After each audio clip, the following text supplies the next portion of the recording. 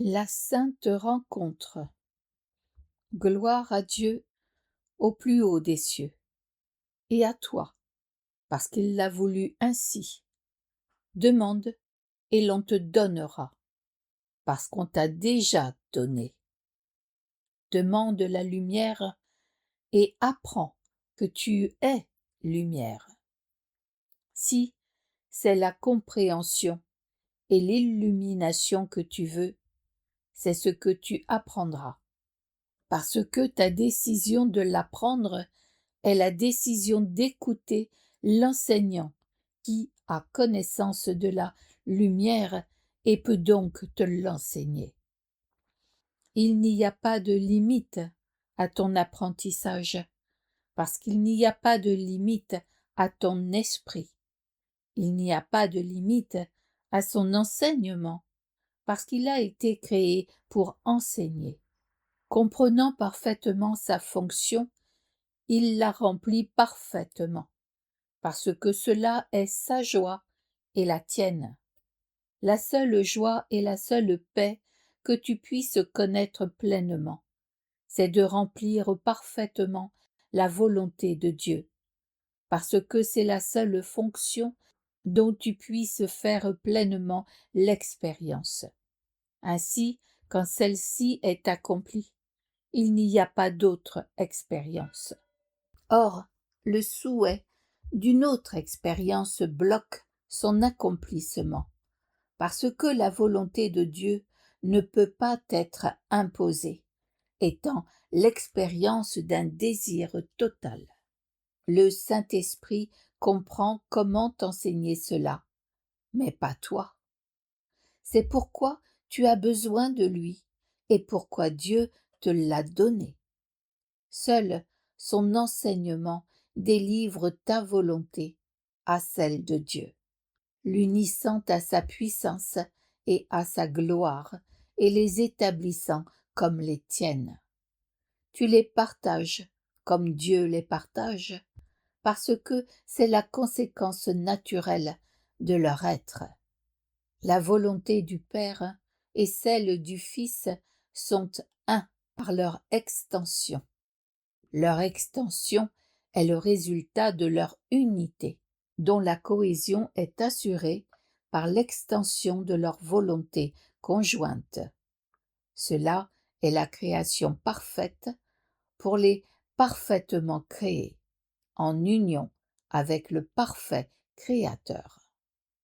Le Père doit donner la paternité à son Fils, parce que sa propre paternité doit être étendue vers l'extérieur. Toi, dont la place est en Dieu, tu as la sainte fonction d'étendre sa paternité en ne lui posant aucune limite. Laisse le Saint-Esprit t'enseigner comment faire cela, car c'est seulement de Dieu lui-même que tu peux connaître ce que cela signifie. Quand tu rencontres qui que ce soit, souviens-toi que c'est une sainte rencontre. Comme tu le vois, ainsi tu te verras toi-même. Comme tu le traites, ainsi tu te traiteras. Ce que tu penses de lui, tu le penseras de toi-même. N'oublie jamais cela, car c'est en lui que tu te trouveras ou te perdras. Chaque fois que deux fils de Dieu se rencontrent, une nouvelle chance de salut leur est donnée. Ne quitte jamais personne sans lui avoir donné le salut et sans toi-même l'avoir reçu, car je suis toujours là avec toi en mémoire de toi. Le but du curriculum, quel que soit l'enseignant que tu choisis, est « connais-toi toi-même ». Il n'y a rien d'autre à rechercher. Chacun est à la recherche de soi-même, ainsi que de la puissance et de la gloire qu'il pense avoir perdue. Chaque fois que tu es avec quelqu'un, tu as une autre occasion de les retrouver. Ta puissance et ta gloire sont en lui, parce qu'elles sont à toi. L'ego essaie de les trouver en toi seul, parce qu'il ne sait pas où regarder. Le Saint-Esprit t'enseigne que tu ne peux pas te trouver si tu ne regardes que toi, parce que ce n'est pas ce que tu es.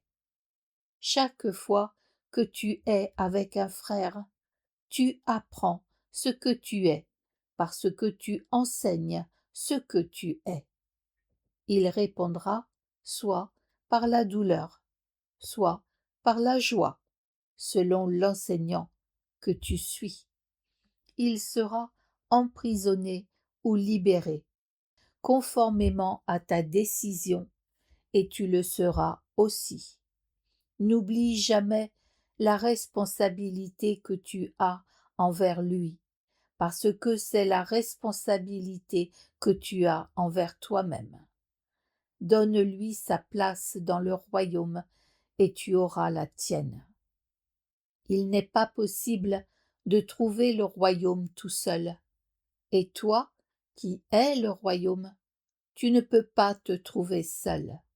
Ainsi, pour atteindre le but du curriculum, tu ne peux pas écouter l'ego, dont le but est de ne pas atteindre son propre but. Cela, l'ego ne le connaît pas, parce qu'il ne connaît rien. Mais toi, tu peux le connaître, et tu le connaîtras, si tu es désireux de regarder ce que l'ego voudrait faire de toi. Cela est ta responsabilité, parce qu'après avoir réellement regardé cela, tu accepteras l'expiation pour toi-même. Quel autre choix pourrais-tu faire? Ayant fait ce choix, tu comprendras pourquoi tu as cru autrefois qu'en rencontrant quelqu'un d'autre, tu pensais que c'était quelqu'un d'autre. Et chaque sainte rencontre dans laquelle tu entres pleinement t'enseignera qu'il n'en est rien. Tu ne peux rencontrer qu'une partie de toi-même, parce que tu es une partie de Dieu, qui est tout. Sa puissance et sa gloire sont partout, et tu ne peux pas en être exclu. L'ego enseigne que ta force est en toi seul. Le Saint-Esprit enseigne que toute force est en Dieu et par conséquent en toi. Dieu veut que personne ne souffre. C'est sa volonté que personne ne souffre d'une mauvaise décision, toi y compris. C'est pourquoi il t'a donné le moyen de la défaire.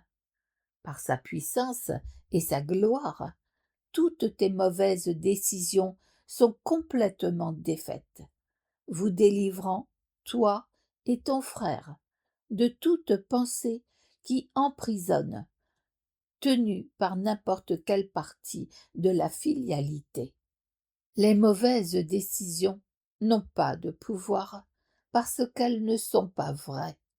L'emprisonnement qu'elles semblent produire n'est pas plus vrai qu'elles ne le sont elles-mêmes.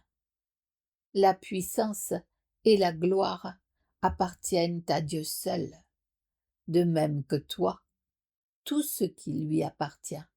Dieu le donne parce qu'il donne de lui-même et tout lui appartient.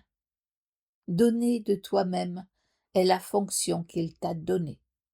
La remplir parfaitement te permettra de te rappeler ce que tu as de lui, et par là tu te rappelleras aussi ce que tu es en lui. Tu ne peux pas être impuissant à faire cela, parce que cela est ta puissance. La gloire est le don que Dieu te fait, parce que c'est ce qu'il est. Vois cette gloire partout pour te rappeler ce que tu es. Leçon 60.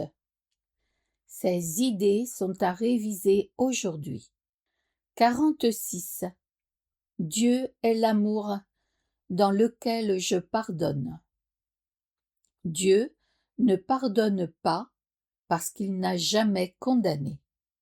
Ceux qui sont sans blâme ne peuvent blâmer, et ceux qui ont accepté leur innocence ne voient rien à pardonner.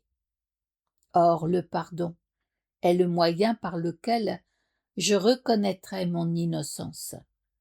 Il est le reflet de l'amour de Dieu sur terre. Il me rapprochera suffisamment du ciel pour que l'amour de Dieu puisse descendre jusqu'à moi et m'élever jusqu'à lui. 47. Dieu est la force à laquelle je me fie. Ce n'est pas par ma propre force que je pardonne, c'est par la force de Dieu en moi dont je me souviens en pardonnant. Comme je commence à voir, je reconnais son reflet sur terre. Je pardonne à toute chose parce que je sens sa force remuer en moi, et je commence à me souvenir de l'amour que j'avais choisi d'oublier, mais qui ne m'a pas oublié. 48. Il n'y a rien à craindre. Comme le monde me paraîtra sûr quand je pourrai le voir. Il ne ressemblera à rien de ce que j'imagine voir maintenant. Tous ceux et tout ce que je vois se pencheront vers moi pour me bénir. Je reconnaîtrai en chacun mon ami le plus cher. Que pourrait-il y avoir à craindre dans un monde auquel j'ai pardonné? Et qui m'a pardonné? 49.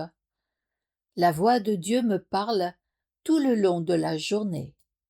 Il n'est pas un moment où la voix de Dieu cesse de faire appel à mon pardon pour me sauver. Il n'est pas un moment où sa voix manque de diriger mes pensées, de guider mes actions et de conduire mes pas. Je vais continuellement vers la vérité. Je ne peux aller nulle part ailleurs, parce que la voix de Dieu est la seule voie et le seul guide qui a été donné à son Fils. 50. Je suis soutenu par l'amour de Dieu. Comme j'écoute la voix de Dieu, je suis soutenu par son amour. Comme j'ouvre les yeux, son amour illumine le monde pour que je le voie. Comme je pardonne, son amour me rappelle que son Fils est sans péché. Et comme je regarde le monde avec la vision qu'il m'a donnée, je me souviens que je suis son Fils.